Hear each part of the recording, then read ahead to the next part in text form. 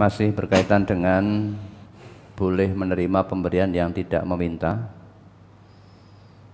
Hadis terakhir tentang pemberian tersebut, apakah bisa menjadi dasar untuk menerima semua pemberian? Misalnya uang saku untuk jihad kemajlisan atau paket kemerdekaan dan sebagainya.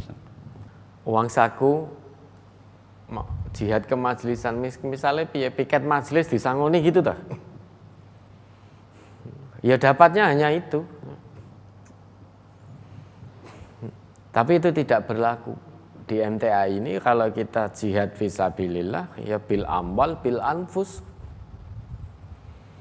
Masa iya kita mau ngisi pengajian misalkan yang guru-guru daerah ngisi pengajian terus ngarani sangune kalau tidak sekian tidak berangkat. Ya tidak boleh gitu. Karena untuk mengajarkan Quran ini tidak boleh kita minta upah. Upah kita hanya dari Allah. Wa ma as'alukum min ajr. Wa ma as'alukum alaihi min ajr. In ajriya illa 'alallah rabbil alamin. Upah kita hanya dari Allah. Terus kita piket majelis. Kalau kita piket majelis tidak punya untuk berangkat, artinya memang tidak punya untuk beli bensin, maka boleh dikuatkan oleh saudara majelis yang lain. Untuk piket datang ke sini misalkan, namun tidak punya ongkos untuk beli bensin biar sampai ke sini, misalkan dari luar kota, dari jauh. Maka diongkosi oleh saudaranya. Nah itu boleh diterima. Sehingga bisa berangkat ke sini. Atau kita sedang piket satgas misalkan, atau sedang kemanusiaan, SAR, evakuasi. Jika kita tinggal, keluarga kita tidak makan karena kita tinggalkan pekerjaan. Padahal keahlian SAR yang Allah titipkan itu pada orang-orang tertentu.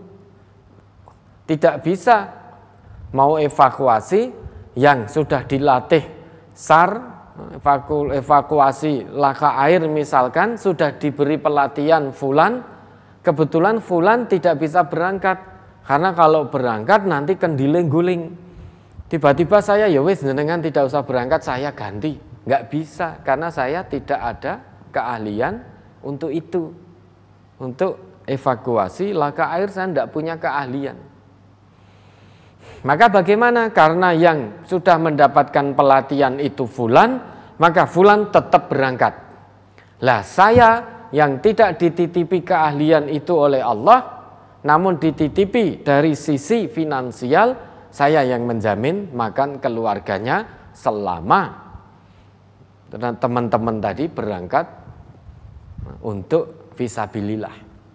Sehingga sudah berangkat dengan ilmumu, keahlianmu, tenagamu, fisabilillah, tidak usah memikirkan bagaimana kebutuhan keluarga, saya atau kami nanti yang menanggung, atau cabang yang menanggung. Silakan berangkat. Maka untuk dakwah semuanya harus disasar. Maka ini cabang perwakilan juga harus paham. Untuk kegiatan evakuasi itu tidak semua anggota SAR kita secara ekonomi mampu.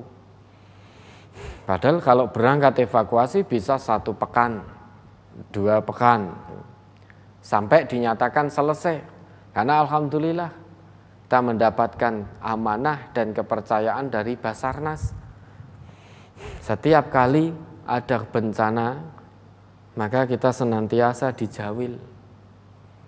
Alhamdulillah kita tidak bisa berangkat hanya tenaga tok. Yang namanya laka air itu butuh alat. Nah, ibarat mau maju perang ning ra duwe senjatane. Lah mau apa? Laka air, evakuasi air berarti butuh perahu, butuh ini, butuh itu yang berkaitan dengan air, butuh pelampung. Lah kalau kita siap berangkat, siap mangkat tok tanpa alat, lah terus arep ngopo ning kono? Jadi penonton malah ngeruwet-ngeruweti. Maka SAR kita harus punya alat-alat untuk itu. Lah nanti mereka juga punya keluarga. Kalau dia tidak berangkat, maka tidak ada yang evakuasi, dakwah tidak menyentuh ke sana. Tapi kalau berangkat keluarganya kelaparan, maka yang tidak bisa berangkat menanggung kebutuhan. Menanggung kebutuhan keluarga anggota yang sedang berangkat tadi, fisabilillah, sehingga saling bertawun. Cabang perwakilan memperhatikan ini. Ada teman-teman kita, misalkan satgas atau elemen apapun lah, diberi kekuatan tenaga oleh Allah, fisik yang prima, namun ekonominya tidak begitu prima. Ketika tugas seruan fisabilillah di majelis ini, kalau berangkat bagaimana anak istri saya makannya? Sedangkan yang lain diberi kemampuan oleh Allah secara materi finansial, tidak diberi kemampuan fisik, tidak prima fisiknya. Maka ini nyengkuyung, jadi saling bertawun. Maka boleh ini nyengkuyung yang tadi secara finansial kurang prima, maka disengkuyung dengan orang yang diberi kemampuan finansial oleh Allah, sehingga saling bergotong royong, bertawun. Itu perintah Allah. Wa ta'awanu 'alal birri wat taqwa. Syukur-syukur yang diberi kemampuan oleh Allah, keahlian oleh Allah, kemampuan fisik, keterampilan, kemudian kemampuan finansial, kemampuan waktu, kemampuan tenaga, berangkat dia sendiri. Tidak merasa karena yang punya uang, wis aku duwe duit, aku males mangkat kowe ya, mangkat piket majelisnya tak sangoni. Bukan begitu. Ini mulai tergerus ini nidom di kita. Sekarang itu yang merasa berduit, kalau pas giliran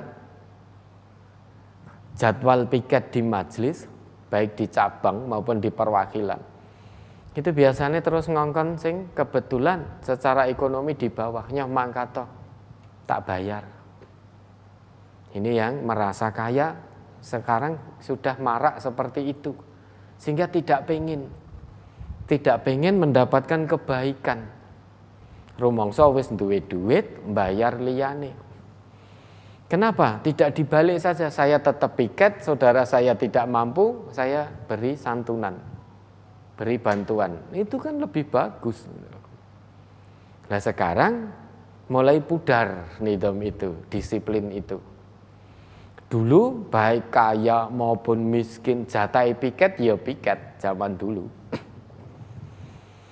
Sekarang ini orang yang sudah merasa berduit, merasa punya duit, namanya tercatat mendapat giliran piket, sesuk piket iki menelpon saudara satu cabang yang kebetulan ekonominya tidak mampu. Besok kamu gantikan saya piket ya. Setelah itu diberi uang. Dan ini menjadi kebiasaan yang tidak baik. Kebiasaan tidak baik. Yang berangkat diberi uang tadi boleh menerima. Tetapi ini kebiasaan yang tidak baik. Kenapa? Yang merasa kaya, merasa berduit tadi, waktu piket, toh waktu 24 jam sudah habis sekian lama untuk dia bekerja. Piket itu tidak mungkin, tidak mesti sebulan, 2 bulan sekali. Ya toh, untuk urusan dunia saja bisa sekian lama, enggak bosen-bosen. Tapi untuk piket mungkin 3 bulan sekali, 4 bulan atau bahkan setengah tahun sekali, kenapa tidak bisa? Kenapa tidak memaksakan diri, meluangkan waktu? Wis toh, kalau menunggu waktu luang, niscaya tidak akan ada waktu luang. Kalau kita untuk menjalankan kebaikan kok menunggu waktu luang, niscaya tidak akan ada waktu luang. Karena Allah nggak akan berikan. Kalau menunggu waktu luang berarti kita menomor sekiankan akhirat. Maka kalau ingin mengamalkan kebajikan, luangkan waktu.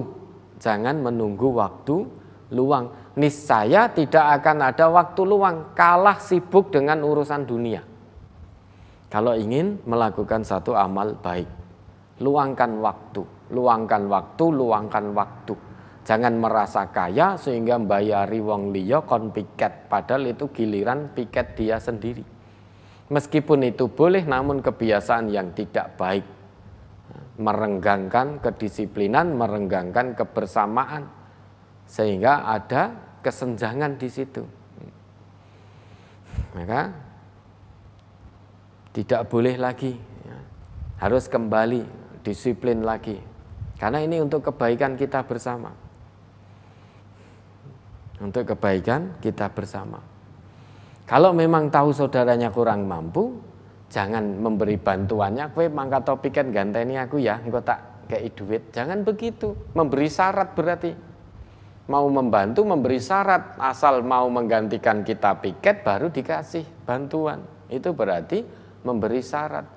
Kesimpulannya kalau tidak menggantikan maka juga tidak diberi bantuan. Kenapa tidak diberi bantuan dan piketnya kita yang berangkat? Kebaikan demi kebaikan kita dapatkan.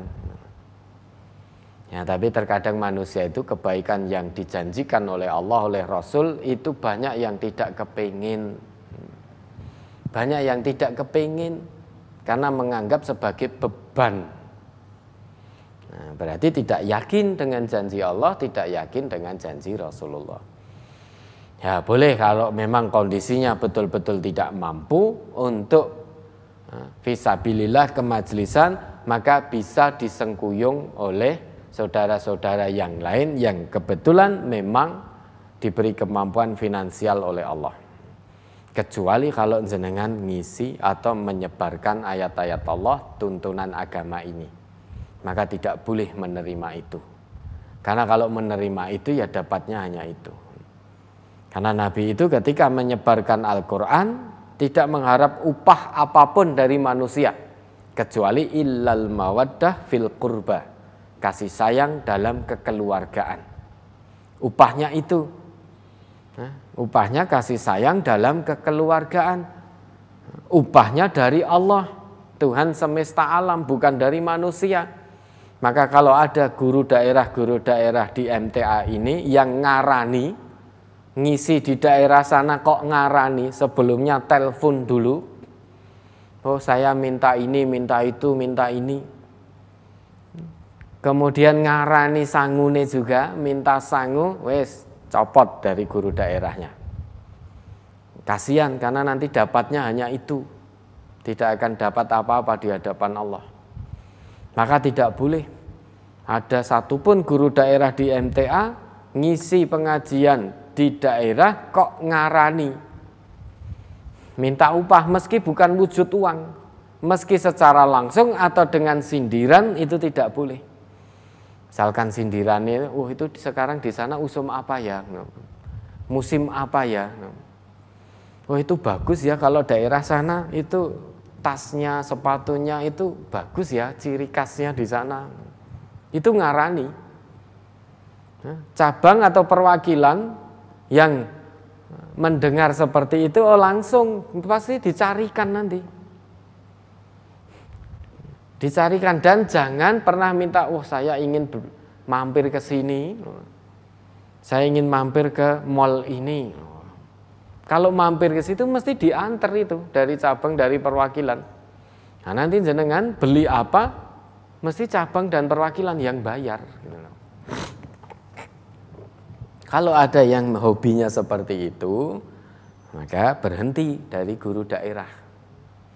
Nah ini ya, cabang perwakilan yang menyimak kajian ini, kalau ada guru daerah yang aneh-aneh kaya ngono kuwi, segera konfirmasi ke pusat. Konfirmasi ke pusat, laporkan ke pusat. Nanti akan kita copot guru daerahnya. Ya, ada lagi.